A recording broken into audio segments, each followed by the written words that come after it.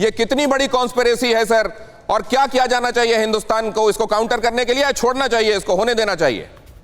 दिनेश, ये कॉन्स्पिरेसी 1947 से चलती आ रही है, जबकि जहां से मीरपुरी जो है वो काफी तादाद में यूके के अंदर सेटल हो रखे हैं, और वहां पे आज उनके पास इतना पैसा है, और जिस प्रकार से धीरे धीरे करके लंदन भी एक तरफा होने की कोशिश में लगा हुआ है, इसको सब संदर्भ में हमने देखना है। हमने अपना जब तक हम लोग प्रो एक्टिव नहीं रहेंगे, जब तक हमारी डिप्लोमेसी और एक्टिव नहीं रहेंगे, हम लोग जब तक एग्रेसिव नहीं रहेंगे, और सबसे बड़ा यकीन करना है कि हमारा जो बॉर्डर है हमने इसको यकीनन सील करके रखना है, चाहे वो ड्रोन वॉरफेयर हो या फिर इंफिल्ट्रेशन हो, वो होने नहीं देना है, और हम लोगों ने एग्रेसिव रहना है, हमारी डिप्लोमेसी ऑफेंसिव पे रहनी है। अब तभी पता लगेगा फाइनेंशियल। लेकिन मैं कई बार इस बात पर हैरान भी होता हूं कि न्यूसेंस के लिए सर आपको बीच में रोका, माफ कीजिएगा, लेकिन मेरी अपनी इसको लेकर ये क्यूरियोसिटी भी है। कर्नल डिन्नी, कितना वक्त होता है? आईएसआई को इधर दे दो, उधर तालिबान को भड़का दो, उधर चाइना के साथ चले जाओ, अमेरिका से भी डॉलर मांगते रहो, इधर ये कश्मीर को लेकर प्रोपेगेंडा भी तैयार कर दो, पूरा प्लान चेक आउट कर दो क्या करना है 5 अगस्त को, और उसके लिए यूके जैसे कंट्रीज का भी कंधा इस्तेमाल कर लो। दिनेश जी, मैं इसको बहुत क्विकली मैं एक दूसरा एंगल देना चाहूंगा। ये मैं कहता हूं कि पाकिस्तान का लाचारी है जो आज दिख रहा है हमें।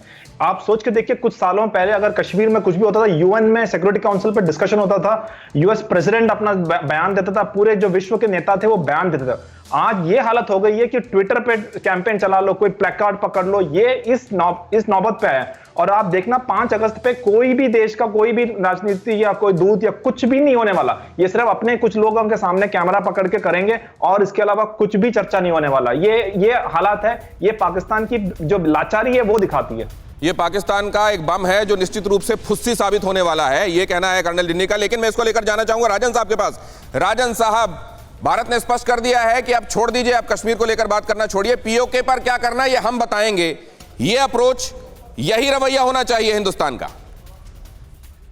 जी, बिल्कुल सही बोला दिनेश जी आपने, और हमें अपनी डिप्लोमेसी जो है वो काफ़ी असर्टिव और काफ़ी हाइपर एक्टिव करना पड़ेगा, क्योंकि आप देख रहे हैं कि पाकिस्तान जिस ढंग से हमेशा जनरल असेंबली में जब भी उसके इमरान साहब की बात होती है तो वो कश्मीर के इशू को रेज करने की कोशिश करता है। लेकिन मैं बता दूं कि अभी का जो अंतर्राष्ट्रीय माहौल है ये शीत युद्ध वाला माहौल नहीं है।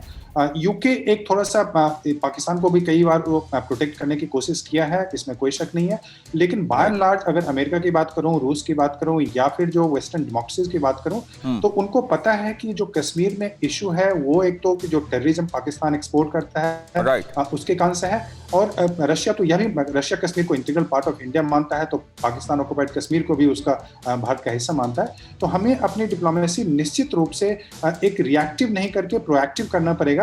हमारी जो डिप्लोमेसी है और डिप्लोमेटिक स्ट्रेंथ है वो हमेशा डिफेंसिव होती है कि हम अपने आप को डिफेंड करने की ठीक बात आप कह रहे हैं। 2 बातें कही गई, ताकत की भाषा समझती है दुनिया, चतुर्वेदी साहब कह रहे थे, और आपने कहा कि हमको एग्रेसिव रहना पड़ेगा, और यही बात तो संसद में गृह मंत्री ने भी कही थी कि एग्रेसिव रहिए, पीओके हमारा है, उसे हम ले लेंगे। अमजद अयूब मिर्जा साहब, मैं एक बात आपसे चलते चलते बहुत संक्षेप में ये समझना चाहता हूं, ये सामने आ जाने के बाद आपको लगता है, आप जितना जानते हैं, कि वो कंट्रीज जिनका इस्तेमाल करना चाहता है पाकिस्तान, जहां पे प्रोटेस्ट स्टेज करना चाहता है, वो सतर्क हैं, समझ गई होंगी?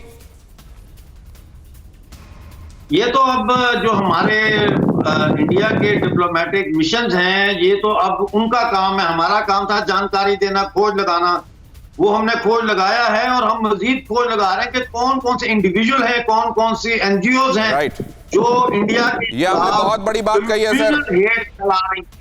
ये उस बात का हवाला है जो अभी चतुर्वेदी अभी कुलकर्णी सर कह रहे थे कि वेस्टर्न कंट्रीज कई बार अलग तरीके से चीजें लेती हैं। वेस्टर्न कंट्रीज अगर अलग तरह से चीजें लेती हैं, कभी तो यह भी समझा जाता था कि टेररिज्म के 2 फॉर्म होते हैं, गुड और बैड। 9/11 के बाद नजरिया बदला, अब वक्त आ गया है कि चीजों को जेन्युइन निगाहों से सही तरीके से देखना शुरू कर दिया जाए, और अगर इसी तरीके से स्नूकर्स खेले जाएंगे, टारगेट कहीं और होगा, मारा कहीं और जाएगा, तो आखिरकार चोट खुद को भी लगेगी। फिक्र आपकी, सोमवार से शुक्रवार रात 9 बजे सिर्फ TV9 भारतवर्ष पर।